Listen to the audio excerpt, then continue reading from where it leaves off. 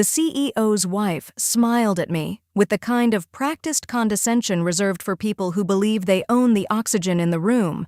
Crystal glasses chimed across the ballroom like tiny, expensive warnings. The air smelled of Santal 33 and desperation. Investors were laughing that low, relaxed hum that only happens when they think the ink is already dry on a massive deal. Then, Vivian Ashcroft tilted her head, her diamonds catching the light, and looked me up and down as if I were a smudge on her vintage Chanel. "Daniel," she said, her voice cutting through the atmosphere like a razor. She was looking at her husband across the table, but her venom was aimed entirely at me. "Why is she even here?" I thought tonight was for serious stakeholders. I didn't realize we were inviting local talent for the evening. She swirled the $400 a glass Bordeaux in her hand, her lips curling into a thin red line. "I prefer my investments without the background noise." The words landed with a sickening thud. A server froze. Two venture capitalists from Sequoia stopped mid-sentence. Someone in the back quietly raised a phone, the lens reflecting the predatory glint in Vivian's eyes. For 5 seconds, the room belonged to her arrogance. Then, a second voice entered the fray. "Who do you think you are?" Troy Ashcroft, the heir apparent, stepped forward. He had his father's jawline and his mother's complete lack of empathy. He moved into my personal space, radiating the unearned confidence of a man who had never been told no in his entire 30 years of existence. "This is a private, legal, and financial gala," he sneered, his eyes flicking to the security guards by the mahogany doors. "Not a networking event for social climbers. If you're confused about the exit, I can have someone show you the way, forcefully." A few people laughed. Most didn't. They were too busy watching Daniel Ashcroft, the CEO, who simply adjusted his cufflink and looked away. His silence wasn't neutral, it was an endorsement. I set my glass down.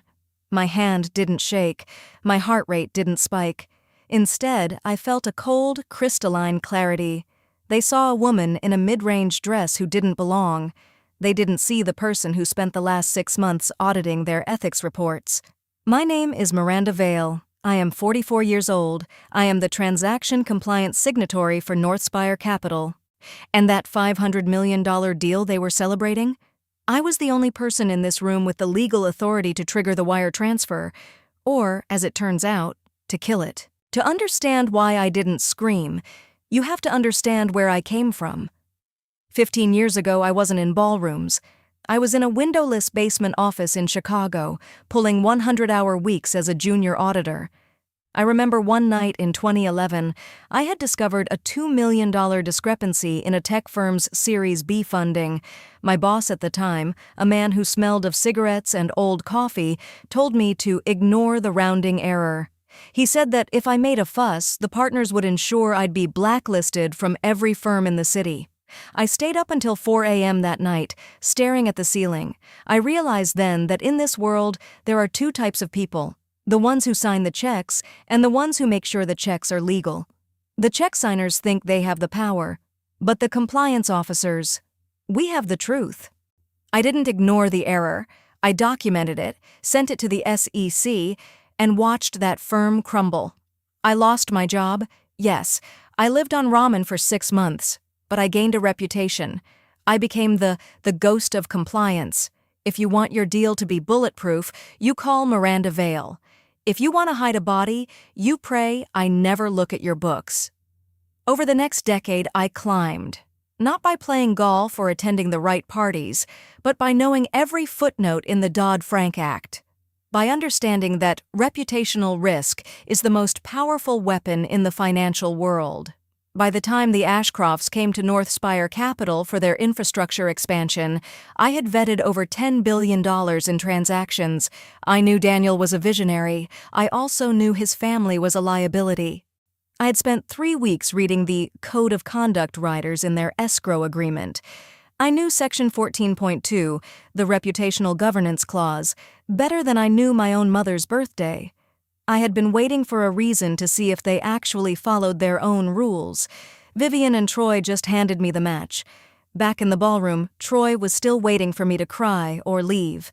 He leaned in closer, whispering so only I could hear. Get out before I make this truly embarrassing for you, sweetheart. I looked him dead in the eye.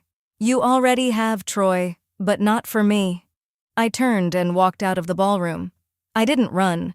I walked with the deliberate pace of a woman who knew exactly how much damage she was about to do. The hallway was quiet, lined with oil paintings of men who looked exactly like Daniel Ashcroft, men who thought the world was a game they had already won. I pulled my phone from my clutch and dialed a direct line to Dominion Trust Bank's escrow control. Escrow operations, Daniel Mercer speaking. The voice was clipped, professional. Miranda Vale here, ID 77 Alpha Niner, Transaction Compliance Signatory for the Ashcroft Infrastructure Expansion. A beat of silence. Yes, Ms. Vale, we were expecting the final release authorization tonight. There's been a change, I said, watching my reflection in the gold leaf mirror. I am initiating a temporary administrative hold under the Reputational Governance Clause, Section 14.2. I am reporting a high-level conduct violation by a listed governance affiliate. Mercer gasped, literally gasped. Ms. Vale, that's a $500 million freeze, are you certain? The fallout will be substantial.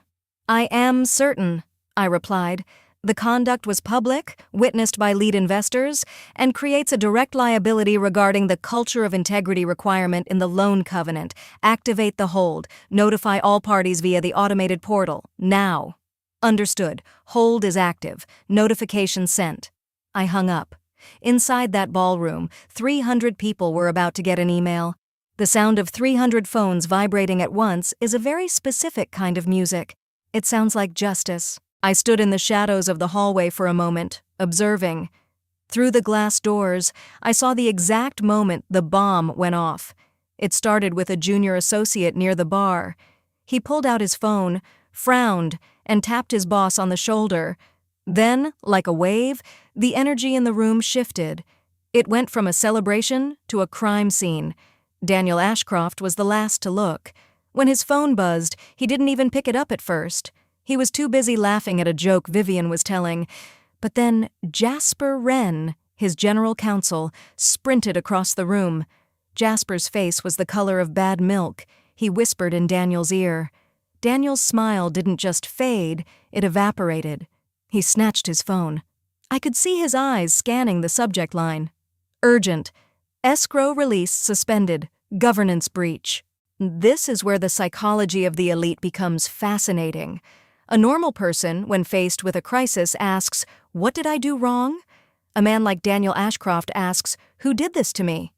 He looked at the investors. He looked at Jasper, and then his eyes swung toward the doors. He knew.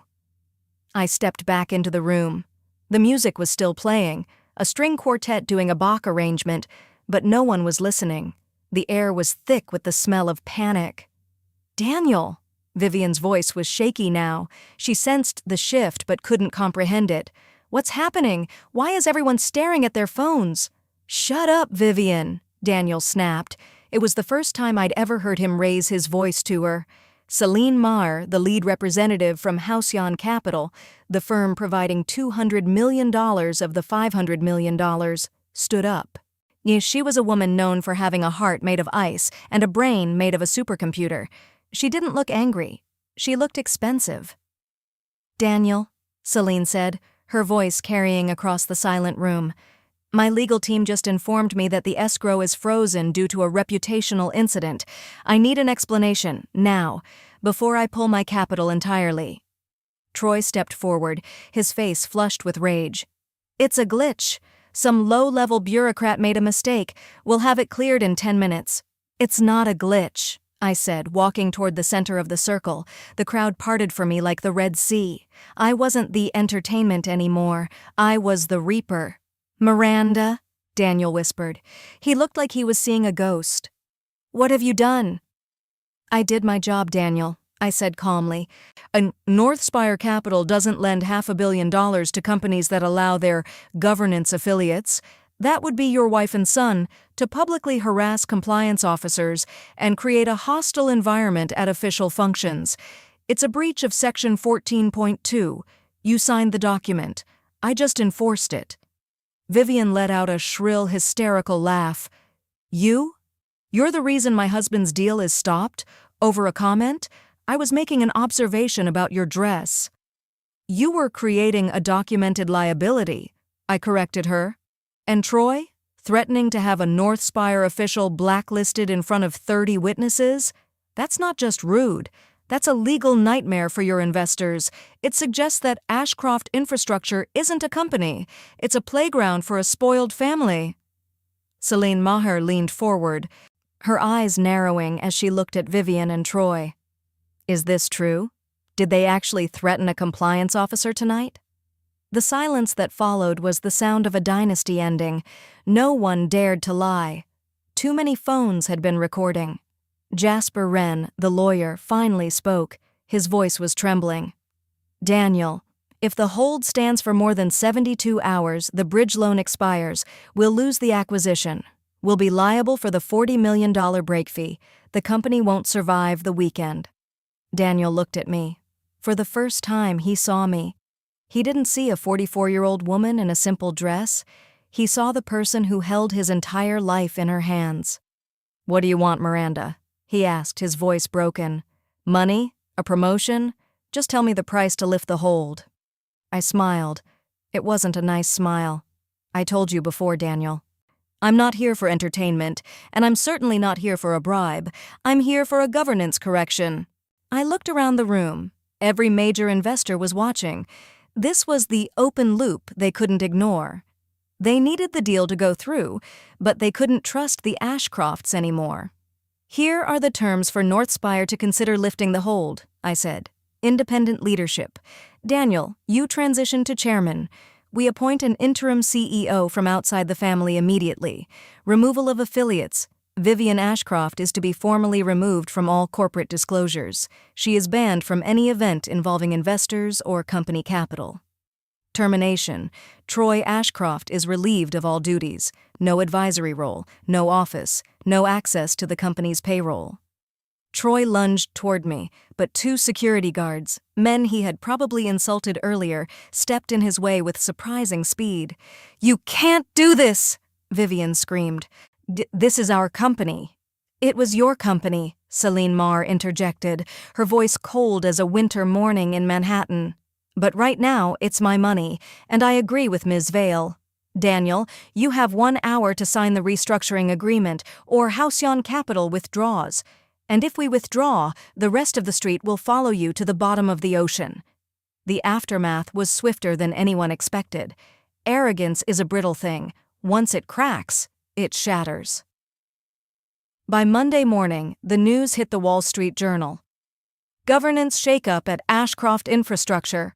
The stock plummeted 15% in pre-market trading. The family tried to put out a press release saying it was a planned transition, but everyone knew the truth. Daniel resigned. He kept his shares, but he lost his throne. Vivian was erased from the social circuit. And the invitations stopped coming. The observations she loved to make about others were now being made about her, in the gossip columns and the court filings. Troy? He tried to start his own fund. He called every contact in his father's Rolodex. No one took the call. In the world of high finance, being unreliable is a death sentence. Being the man who lost a $500 million deal because he couldn't keep his mouth shut, that makes you radioactive. I walked out of the North Spire headquarters 2 weeks later. The sun was setting over the skyline, turning the glass buildings into shards of gold. My boss called me into his office before I left. He didn't fire me. He couldn't. I had just saved the firm from a $500 million mistake. Instead, he offered me a senior VP role. You're terrifying, Miranda, he said, laughing nervously. No, I replied, picking up my bag.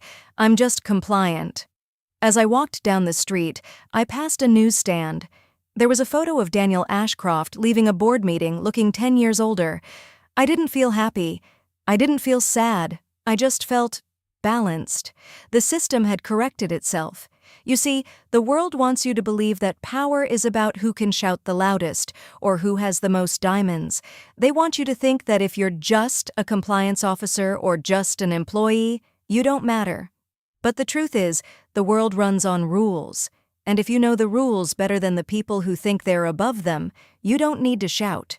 You just need to make one phone call. So the next time someone tries to tell you that you don't belong in the room, don't get angry. Don't cry. Just wait. Watch. Find their section 14.2, because everyone has a price for their arrogance, and eventually the bill always comes due.